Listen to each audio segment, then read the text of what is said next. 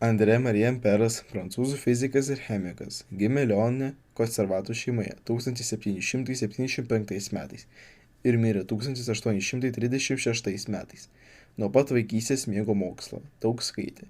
Būdamas 12 metų, Amperas savarankiškai išsiaiškino aukštosios matematikos pagrindus.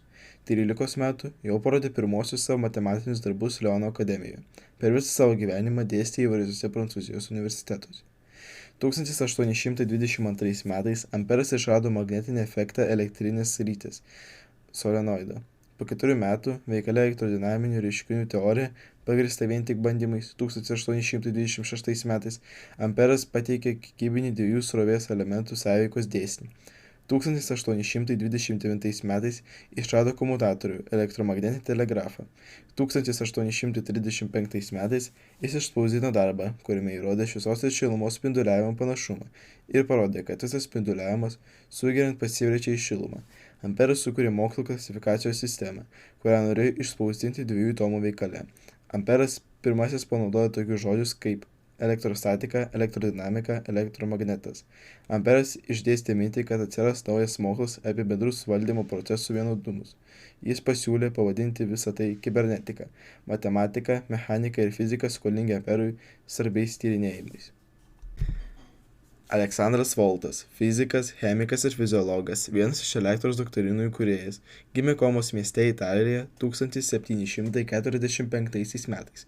Mirė 1827 metais. Vaikystėje darė didelis pasiekimus moksle, daug laiko dirbo dėstytoju. Nuo 1792 iki 1794 metų, eksperimentuodamas su gyvūnų elektra, kurią atrado Luigi Galvani, Voltas padarė išvadą, kad šie reiškiniai buvo susiję su uždara dviejų skirtingų metalų ir skysčio grandinė. Jis pirmas įdėjo į rūgštį cinko ir vario plokštes, kad susidarytų nuolatinė elektros srovė, sukurdamas pirmąją pasaulyje cheminės srovės šaltinį – Volto koloną. Šis pirmasis voltinis elementas tapo šiuolaikinių baterijų protėviu. Voltas taip pat žinomas dėl daugelio kitų elektrinių prietaisų – elektrometro, kondensatoriaus, elektroskopo ir kitų išradimų. Įrodė kontaktinio potencialo skirtumą tarp skirtingų metalų. Iš svarbių atradimų chemijos srityje Voltas išsiskiria tuo, kad 1776 metais jis atrado ir ištyrė degiąsias dujas metaną. Georgas Simonas Omas, vokiečių fizikas, gimęs 1789 metais ir miręs 1854 metais. Georgas Omas tyrinėjo elektros energiją, optiką, akustiką bei kristalų optiką. Dėstė įvairiose gimnazijose matematiką, vėliau fiziką.